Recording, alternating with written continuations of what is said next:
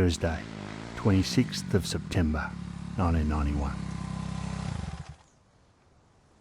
The scrub out past Goodna is dry and still in the early afternoon heat.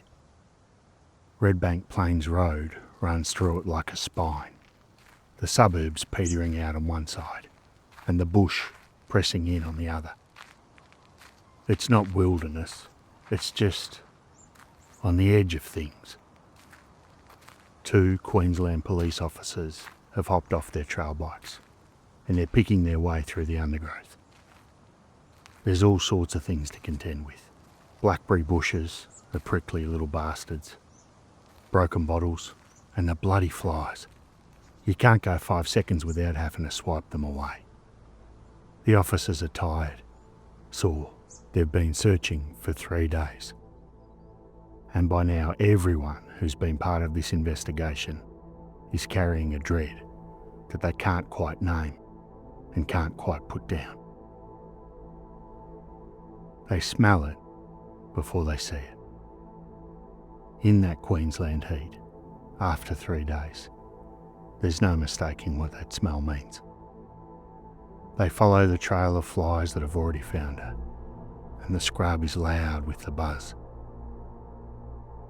About 50 to 60 metres off the road, down a track leading to a set of beehives, something is lying in the undergrowth.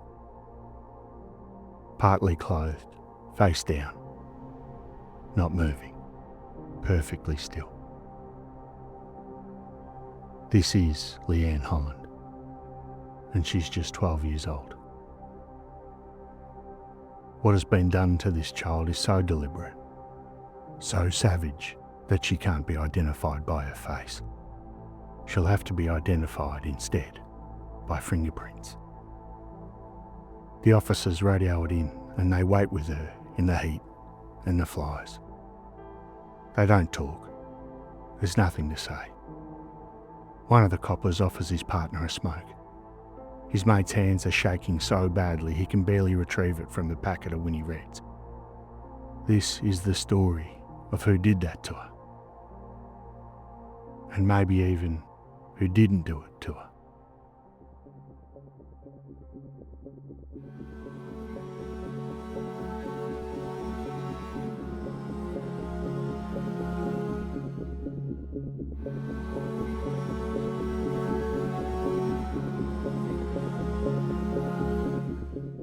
I'm your storyteller, Mark, and this is Truth.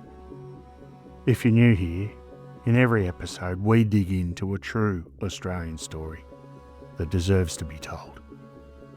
This is part 1 of a 2-part episode. It's a request for Summer. Thanks so much, Summer, for reaching out. This is part 1. A walk to the shops.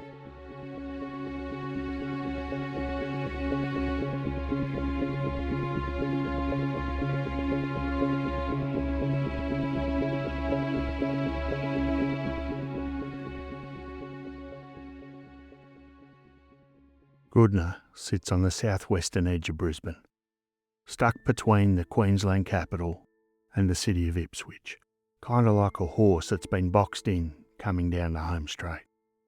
If you know anything about horse racing, you'll know that in that situation, you're well and truly up against it. And Goodna's kind of like that. The houses here are modest. Rental properties mostly, blocks of land big enough to feel spacious, but not big enough to feel private. Working class neighbourhoods in the truest sense of the phrase. The kind of place where people come not because they choose it, but because it was what was available at the time. And the good folk of Goodna wear this like a badge of honour. They don't mind being the underdog. They don't mind having to work hard for respect. The Holland family live at 70A Alice Street. Terry Holland is divorced and he shares the house with his youngest daughter Leanne and his eldest daughter Melissa. By the middle of 1991, Melissa's de facto partner has moved in. His name is Graham Stafford. He's 28 years old, British born, came to Australia as a kid. He's a sheet metal worker, a knockabout bloke.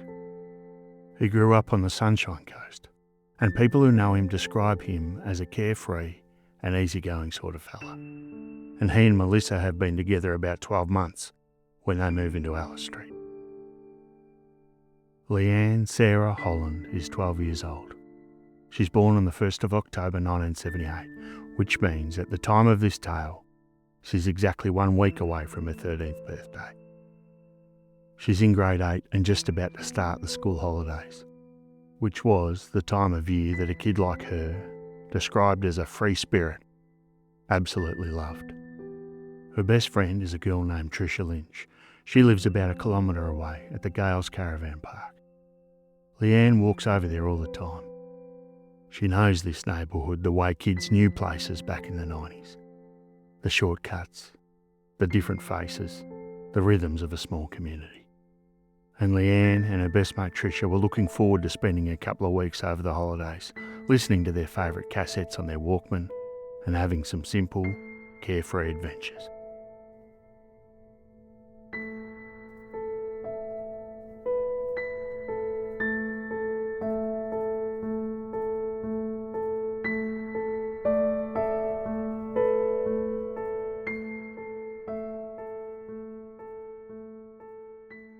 Monday the 23rd of September 1991 is the first day of these September school holidays. And for Graham Stafford, it's a rostered day off. So Terry Holland goes off to work, so too does Melissa. And for a stretch of that morning, the house belongs to Stafford and Leanne. It is a completely ordinary morning, except for the small drama that 12-year-old girls specialise in creating. Leanne, you see, wants to dye her hair. She doesn't ask her older sister Melissa. I think we can read between the lines and determine that she knows what her older sister will say. So she rings her dad at work first. Terry says yes. And then Stafford, upon finding out about this, rings Melissa at her job to mention what's happening, getting ahead of it before she finds out another way. Melissa rings her father to talk it over. So 3 phone calls, on record, all about dyeing hair. A girl on the first morning of her holidays working every available channel to get what she wants. But importantly too, it also tells us she is the kind of kid that still worries about getting permission. These behaviours, these actions are completely, perfectly 12 years old. Then, at around 9:30, with the matter apparently settled, Leanne decides to head out. She's off to the shops for hair dye, or maybe to the hairdresser, about 500 metres up the road. Stafford can't quite remember what she said to him. He does watch her though as she wanders off. She's wearing a long-sleeved purple jumper and a black skirt. And in true Queenslander fashion, she doesn't even bother putting shoes on.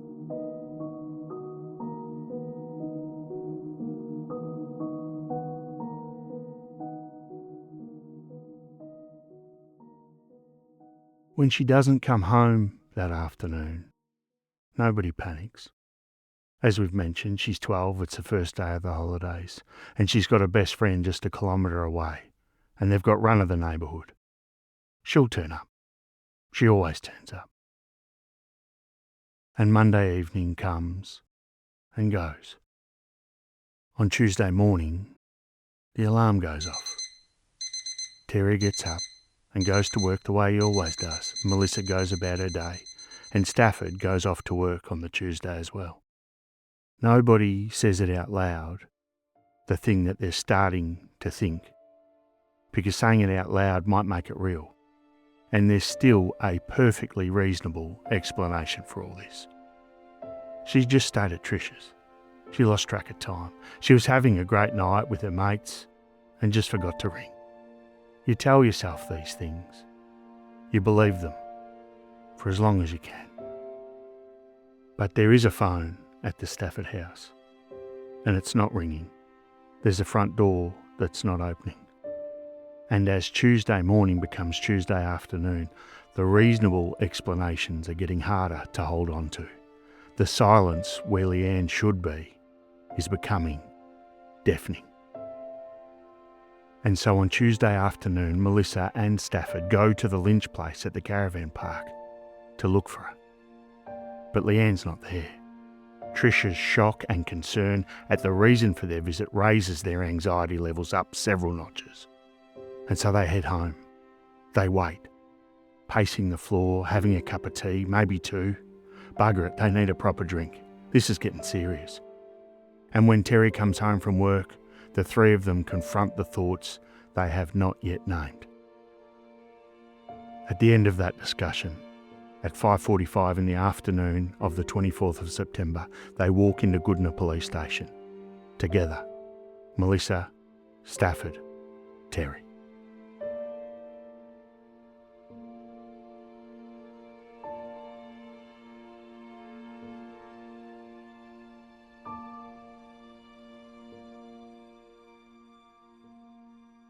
By this time, Leanne has been gone for more than 30 hours. Nobody has seen her. Nobody has heard from her. The purple jumper and the black skirt and the bare feet have not been sighted anywhere in the neighbourhood that Leanne Holland knew like the back of her hand. By Wednesday the 25th, the Goodna Criminal Investigation Branch has escalated Leanne's disappearance into a full investigation. Officers are moving through the neighbourhood, knocking on doors, making inquiries at the caravan park. Items from the house and Stafford's car have been seized, Leanne's diary, her clothing, whatever might tell the story of where she went.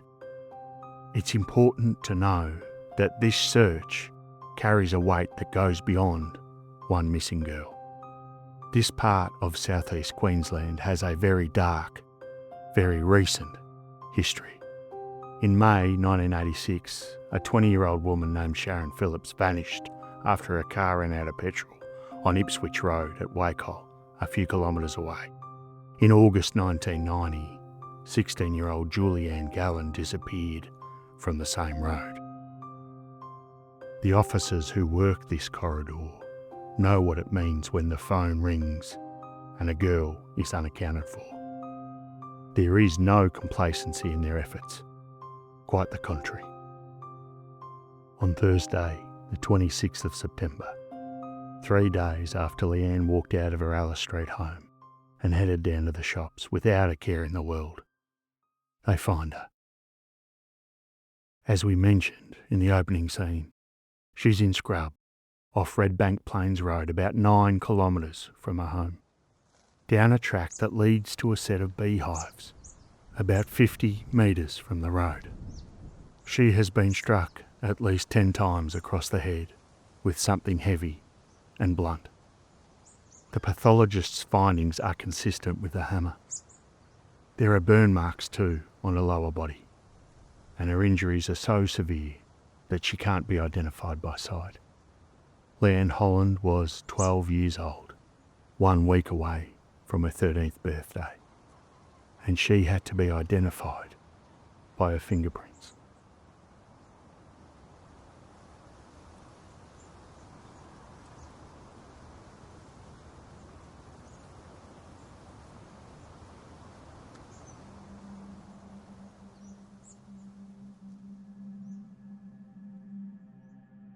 When police begin asking questions, the house at 70A Alice Street is the obvious place to start.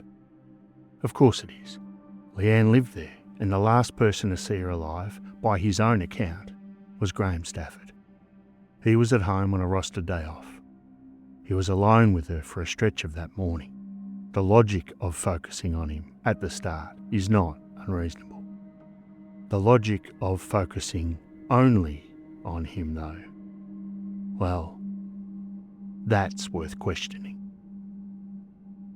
Within days of Leanne's body being found, this investigation has taken a very clear shape, and that shape is Graham Stafford. Other legitimate lines of inquiry, the caravan park, the neighbourhood, the corridor of unsolved disappearances that runs along Ipswich Road, do not appear to receive the same, or indeed any, attention. The net is not cast wide.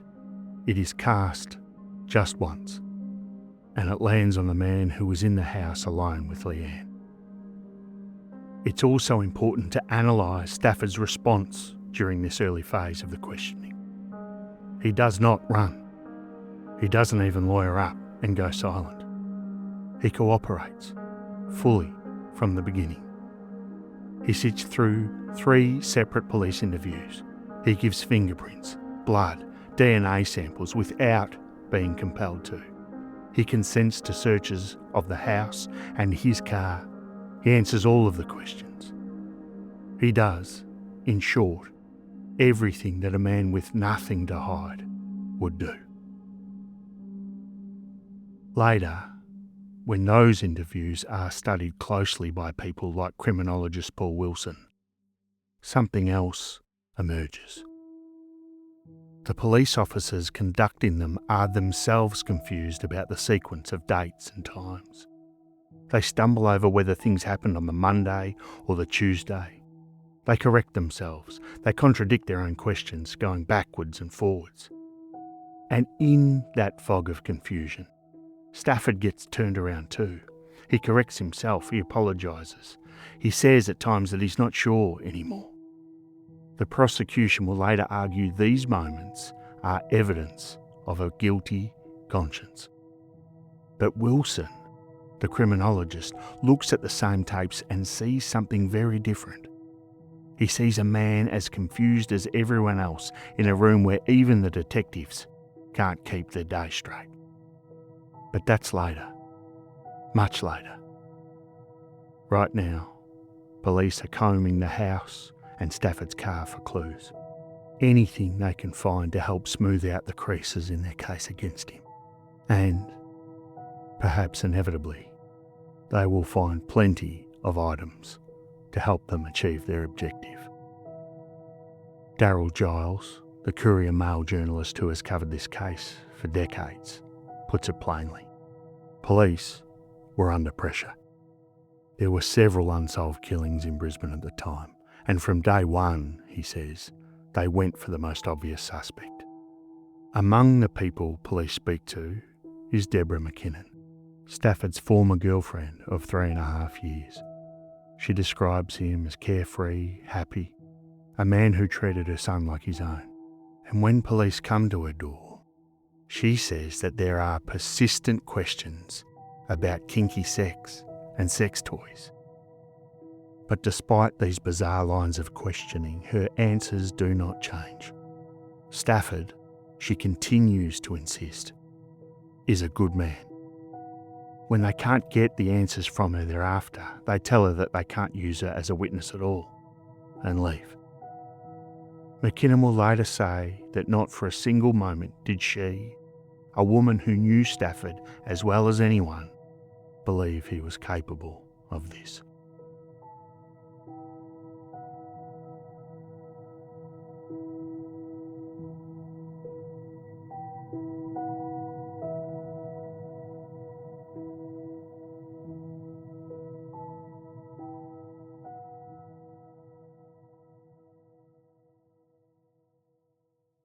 Meanwhile, the police are building their forensic case.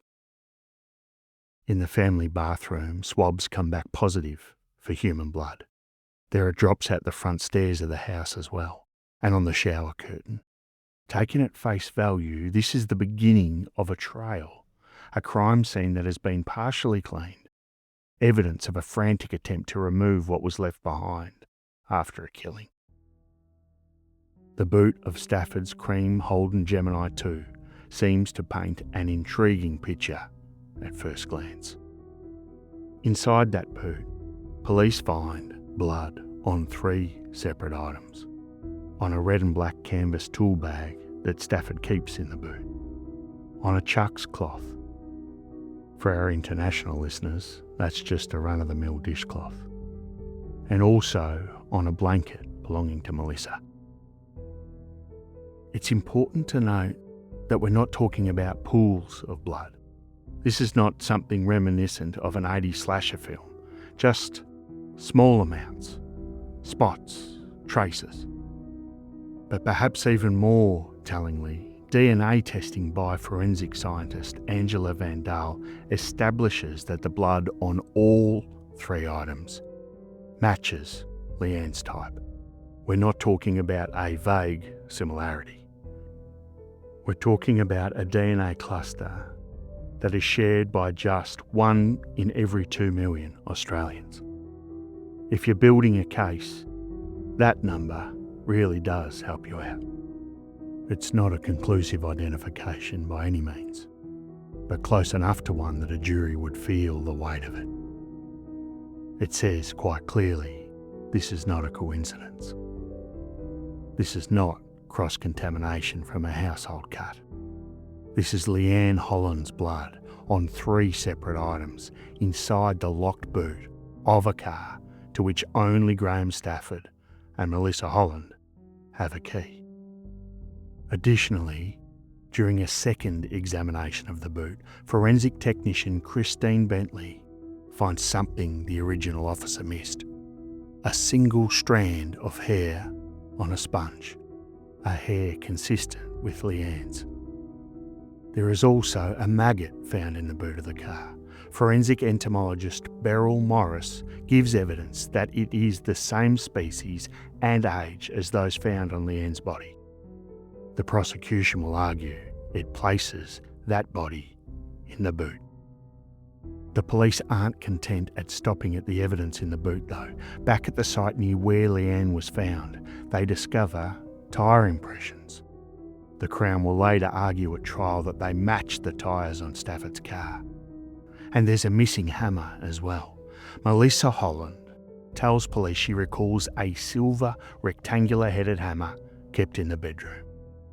And after the 23rd of September, she can't find it. A different hammer, a black one, is later found in the boot of the car. It has no blood on it, and the silver hammer is never recovered.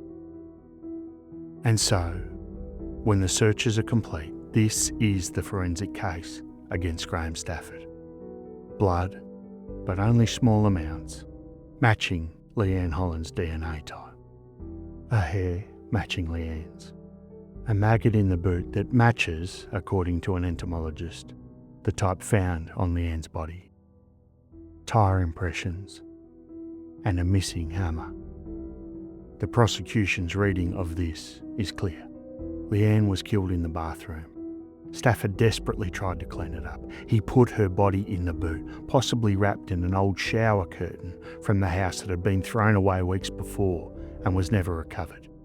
That is their case, laid out plainly, and it has a terrible coherence.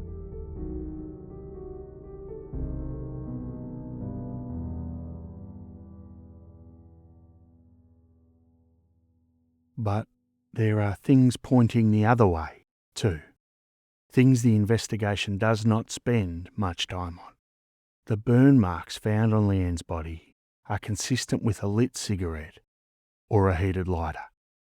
Graham Stafford is a lifelong non-smoker. Journalists who later study the case ask the obvious question: does someone really light up a cigarette and start burning a body when they've never smoked in their entire life?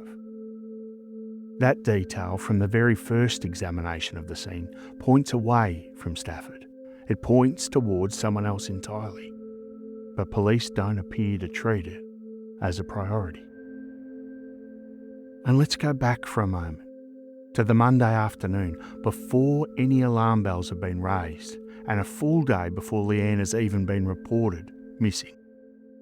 On that afternoon, Melissa comes home from work, and she and Stafford decide to go shopping together in the Gemini. Under the prosecution's timeline, one that they will give later in court, at that moment, Leanne's body is still in the boot of the car, the boot that Melissa could have opened at any point during that shopping trip. Just imagine yourself in Stafford's position if he was guilty. Driving to Woolies. You've just committed a murder. The murder victim is in the boot. Her sister is by your side. In that moment, he would have to show a level of composure and cunning that is completely off the charts.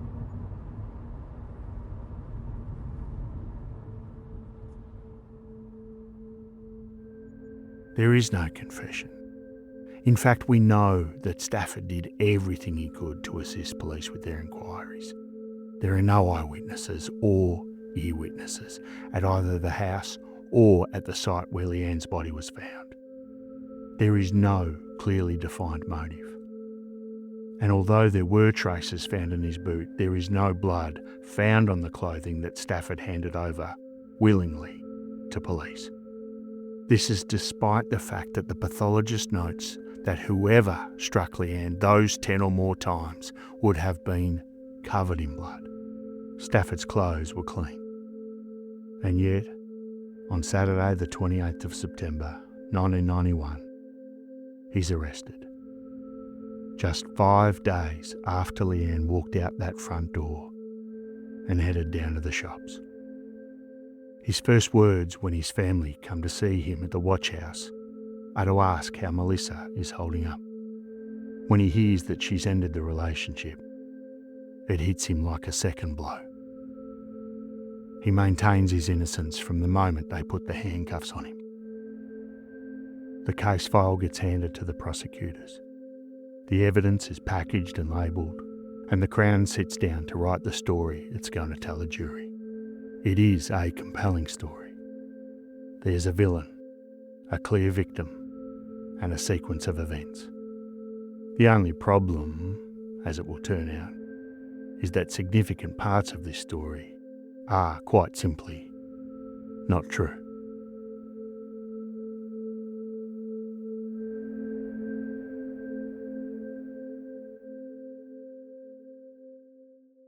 The Crown case prosecuted by David Bullock is built to feel inevitable. Graham Stafford killed Leanne Holland in the family bathroom at 70A Alice Street on the morning of Monday the 23rd of September 1991. He struck her at least 10 times with the silver hammer Melissa had seen in their bedroom, the hammer that had since gone missing.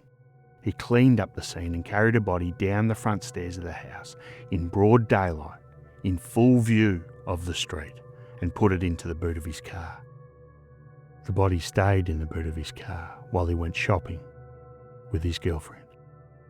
The following day he drove 9 kilometres to Redbank Plains Road. He carried her body down a track not far from a set of beehives and left her there. In an attempt to ground their theory in fact, the prosecution presents the jury with the DNA evidence. They hear about the blood in the bathroom and in the boot, the hair, the maggot, the tyre impressions, and they hear about the missing silver hammer. The trial judge tells the jury something very important. He tells them that the Crown does not have to prove exactly where or how Stafford killed Leanne. The scenario presented by the prosecution is their best attempt at an account. It is not a binding framework. If the jury is satisfied that he did it, they can convict regardless of whether every detail in that story stacks up. And on the 25th of March, 1992, the jury convicts. Graham Stuart Stafford is found guilty of the murder of Leanne Sarah Holland. He is 28 years old, given life imprisonment, with a non-parole period of 15 years. The cell door closes.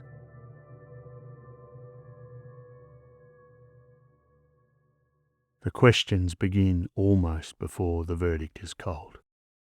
Stafford appeals first in 1992. The court dismisses it. He applies to the High Court for special leave. That's refused. He serves on, but Graham Crowley, a former detective that the Stafford family brought in to look at the brief, keeps pulling at threads, and those threads keep coming loose.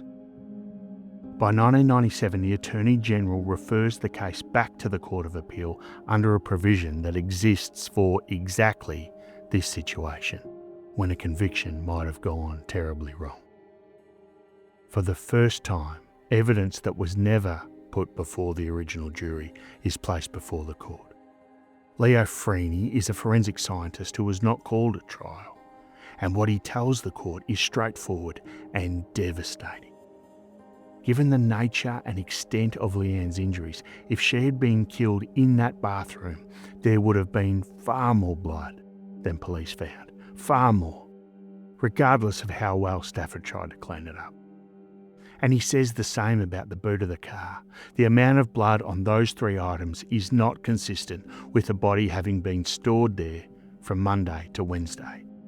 His evidence is not challenged. Beryl Morris, an entomologist who gave evidence for the Crown at trial, comes back to her own findings. She says too much weight was placed on her original time of death estimates that were based on the maggots on Leanne's body. Using corrected temperature data taken closer to the actual locations, she revises her view. Her new estimate puts the time of death closer to Tuesday morning, when Stafford was at work, his movements verified by colleagues. The scenario the jury accepted, killing in the bathroom, body in the boot, dumped on the Wednesday, is collapsing fast. Given all of this new evidence, one of the 3 appeal judges, Fitzgerald P., dissents. He finds that the jury convicted Graham Stafford on the basis of evidence that presented, in his words, a significantly mistaken version of events. The other 2 judges acknowledge the scenario has been undermined, but hold that the remaining evidence, primarily the DNA blood match, is still enough. Fitzgerald P. is outvoted 2-1, and the appeal is dismissed. Stafford applies to the High Court again, and again he's refused. He serves out his time, and in June 2006, after almost 15 years, Graham Stafford walks out of prison on parole. He's not free, not in any meaningful sense. He is a convicted murderer still, released on licence. The conviction stands. The verdict stands. He is subject to conditions. He can be recalled at any time, and everywhere he goes, the case goes with him. The whispers, the finger pointing, the people who read the headlines in 1992 and never bothered to read anything after that. He finds work and also a new partner. He keeps his head down and keeps fighting, just like people from Goodna tend to do.